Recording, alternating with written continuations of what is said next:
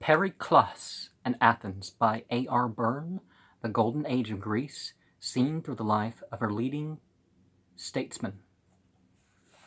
Chapter 2, Education of a Radical. Remember back in the 90s and the 80s how being a radical was a good thing? Now it's like, oh, radical Islam and radical this, and oh, they're a radical in politics, and it doesn't really mean anything good or bad. It just means, different, right? Progressive, even. Pericles, 14 years old, must have boiled inwardly as he took part in the evacuation with the women and children. He had probably just seen Cimon, the son of Miltiades, leading a group of young knights to dedicate their bridals to Athene on the Acropolis. It was a symbolic action, one dedicated to the gods, things that one had finished with, one's toys on growing up, the tools one's trade on retiring.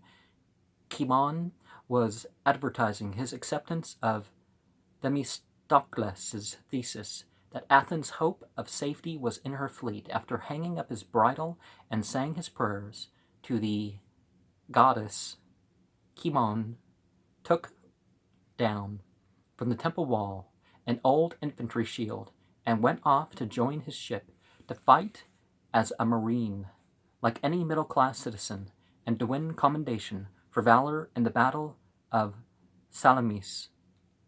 For the rest of his life, indeed, all Cimon's chief expeditions were to be seaborne, but Pericles was not old enough. A hard fate for a high-spirited boy in such a crisis. Now, I believe in meritocracy. I'm definitely saying that those who have done the ordeals for whatever cause should be acknowledged as such. But let's go beyond recognition of others and realize we're doing the right thing or not doing the right thing, regardless of what others say. Many of the evacuees crossed the Gulf to Troezen, with which Athens had old ties of friendship. The little town received them nobly, even voting a grant from its own slender funds towards their maintenance and the schooling of the children. But many also, as well as the fighting men, went no further than Salamis. Pericles' father, who had got home from exile in time to help with the evacuation, went there himself to join the forces and probably took his family. His favorite hound followed him, and when no animals could be allowed on boarding the densely crowded ships, plunged into the water and swam after them across the strait, only to die exhausted after dragging itself ashore. They buried it on a headland and later set up a stone over its grave, which became a well-known landmark on the shore of Salamis.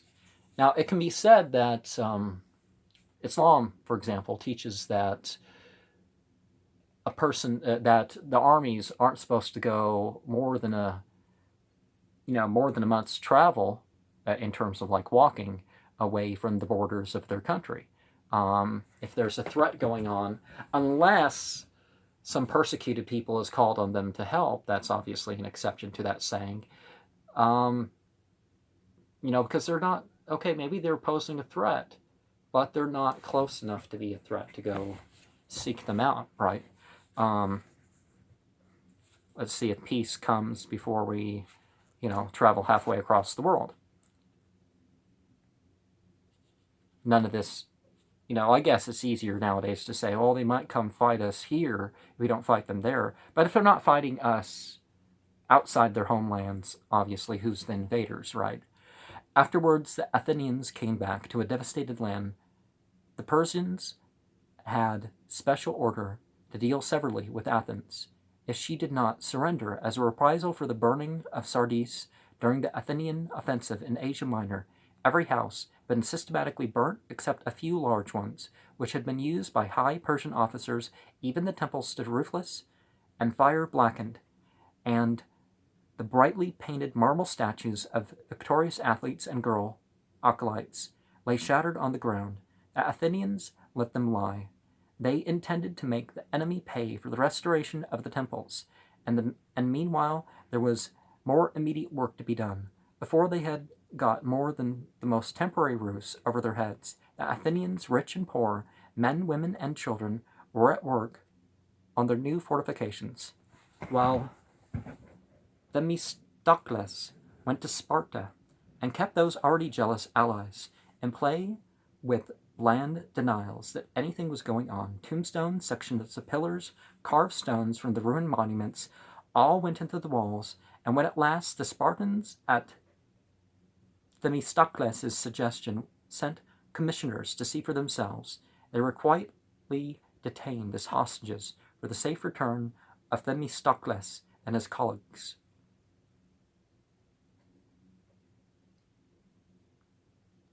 And it's important to investigate what the case is. If there's going to be a war, whether you have to fight them or whether maybe you can figure a way not to fight.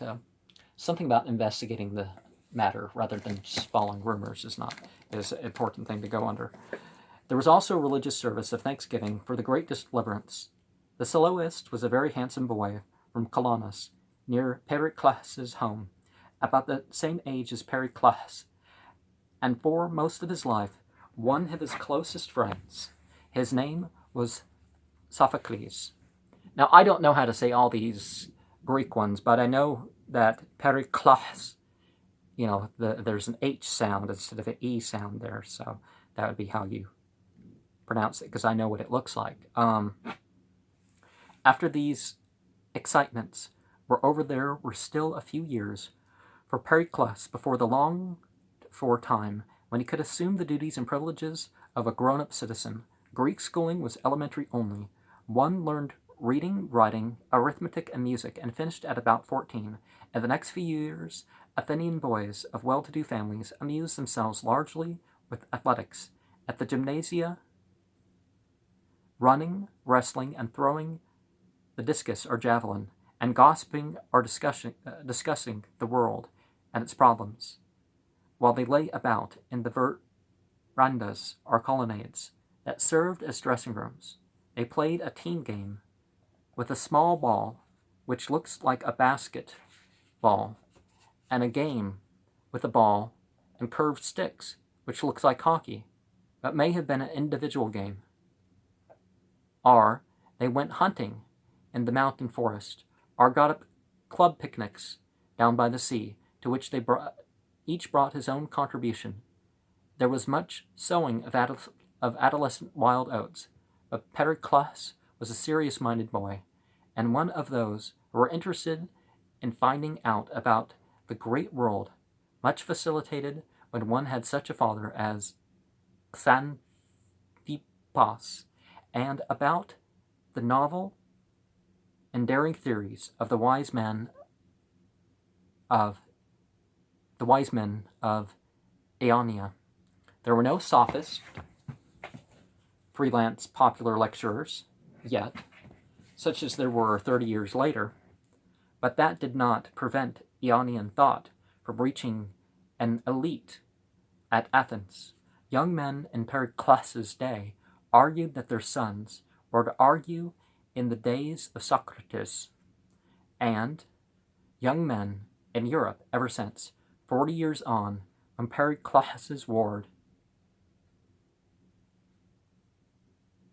Alcibiades, had successfully tried out Socrates' dialectic on his respective guardian, Pericles, verbally cornered, was constrained to laugh the matter off, like some millions of later fathers, guardians, and uncles, with an "Ah, my lad, I too was good at that sort of argument when I was your age." Ionia, after its political and economic revolutions, had already been for a century in the full flush of intellectual upheaval. Already in 585 BCE, Thales of Miletus, probably on the strength of the records kept for centuries by the priest of Babylon, predicted an eclipse of the sun. His pupil, Anaximandros, worked out views on the evolution of the earth. On geological change, observable in progress in the rapid silting up of the mouth of the Meander River near Miletos, and therewith on the evolution of man, whom he believed correctly to be descended from a sea beast. Xenophanes of the neighboring Colophon made observations on fossils, and mocked openly at the anthropomorphic gods. The Thracians' gods, he remarked, are blond, and the Negroes' gods negroid. And if oxen and horses could draw, no doubt they would also create their gods in their own image. And, so philosophy, I guess, sprung up how it is to kind of undo this. Oh, our gods and my gods are better than your gods, but all our gods are just projections of our own minds. And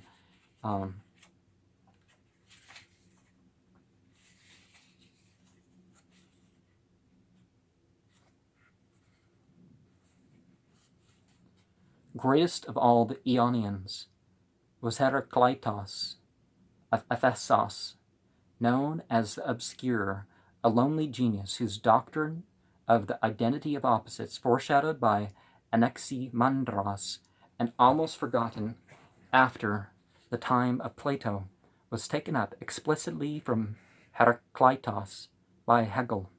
He is thus among the intellectual ancestors of Marx and Lenin, a fortune which would have surprised the aristocratic Heraclitus considerably.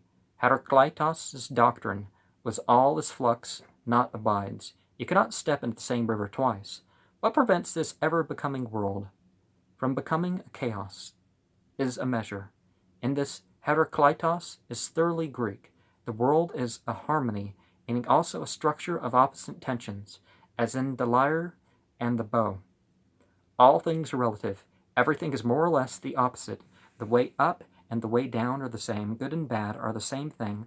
Our conventional judgments are the result of a partial vision. To God all things are beautiful and good and just, but men suppose some things to be just and some unjust.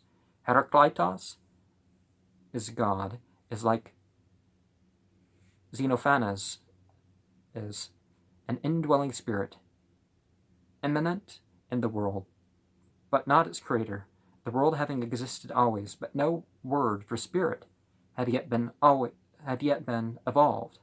What he says is that it is a fire. Elsewhere he adds, that which alone is wise, both wishes, and does not wish to be called Zeus, i.e., this wise fire is in a way personal, but not to be confused with the black-bearded polygamist of the mythology. Fire, too, are the spirits of men, and fire is matter. Matter in its most refined and active form, which is converted into the ordinary gaseous, liquid, and solid forms, air, water, earth. In a species of commerce, most would say air, water, fire, and earth as a combination of, everything, right? Heraclitus compares the unthinking multitude to men asleep. For men awake have one public world, but men asleep turn aside, each into a private world of his own. It was all very exciting.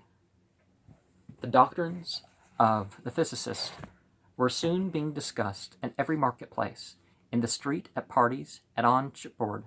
Over in Sicily, they were already being very charmingly parodied by the playwright Epicharmos. One of the Epicharmos' characters argued, for example, that as we are different today from what we were yesterday, we cannot reasonably be sued today for yesterday's debts. A little later, probably than these 3 years of his adolescence, Pericles fell in with an Ionian, ideally qualified to satisfy his desire for enlightenment. From Ionia to Athens, just when is uncertain, came one Anaxagoras of Clazomene, a man not many years older than Pericles himself. He came of a land-owning family, but in his passion for philosophy had neglected his property and let his estate sink to the condition of rough pasture. Such an otherworldly intellectual was no person to fend for himself in the ancient, embittered post-war world of newly liberated Ionia. One would like to think that Pericles himself invited him to Athens. He certainly maintained him when there.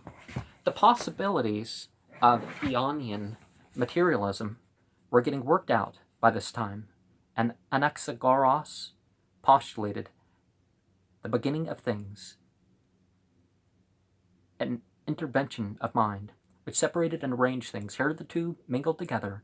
In the primeval chaos, mind, however, performed no further function in a scheme of things which thenceforth ran on purely mechanical principles, a feature which was to disappoint the religious-minded skeptic. Socrates. Perhaps, as Cornford suggests, Anaxagoras considered his intervention of mind a minimum postulate. Anaxagoras believed in a plurality of worlds, since worlds, including men, women, and civilizations, have probably emerged under similar circumstances at various times and places within the infinite. In his doctrine of matter, he borrowed something from Heraclitus, unity of opposites. There are atoms, he held, corresponding to every form of matter existing in the world, but no matter is completely pure. Even snow is black. His chief glory is that he was the first to form a correct notion of the nature of the sun and the moon, prompted perhaps by his observations on the huge meteorite which fell in the Gallipoli Peninsula in 462, and thence gave to the true account of the cause of the eclipses. His life by... okay, whose life? 11111. Okay. His life by the great Greek hack writer Diogenes Laertius says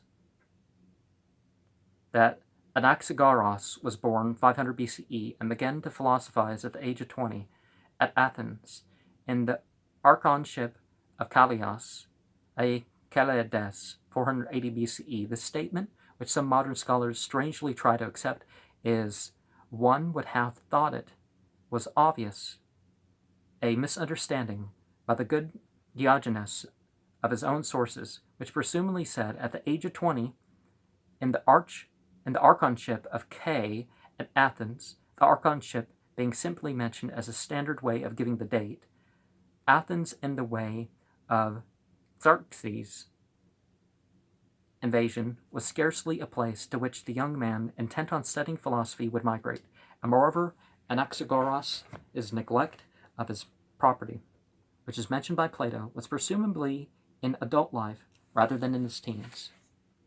Pericles found Anaxagoras' conversation immensely stimulating. Anaxagoras became a well-known, somewhat shocking figure in religious and intellectual conservative Athens, and was nicknamed Nous, after mind. In his working hypothesis, it was from him, in Plato's estimation, that Pericles derived that philosophic elevation of mind and scientific approach that distinguished his oratory and outlook from those of any other politician of his day. No, Plato has recorded the conversations of young Pericles and the young Sophocles and their friends in those years after the Persian War. But even so, we can know something and infer more that the circle of friends and acquaintances and the intellectual climate of the years which Pericles grew to manhood. As the son of the great Xanthippos, by a daughter of the Almeonidae, Pericles naturally knew everybody in Athenian society, and was early known himself as a brilliant young man who, if he lived, would make his mark. People certainly began asking when he was going to start speaking in the assembly when he was nearer 20 than 30. Among older men who were later his political associates were Cleinias, whose father Alcibiades had been with Cleisthenes in the Revolutionary Wars. Gallant and debonair, very much solar, and Callias, hereditary torchbearer, are the mysteries, and the richest man in Athens. Callias was also rudely known as Money in the Hole, from a scandalous story that he had been shown some treasure by a Persian who surrendered to him at Marathon, and had buried the money and killed his prisoner to prevent him from telling anyone else. Others, who knew the young Pericles well, included the impressive figure of Ascylus, fine soldier, poet, and thinker, and Cimon, the son of Miltiades, who had served under Xanthippus, and himself became Athens' leading general before he was 35.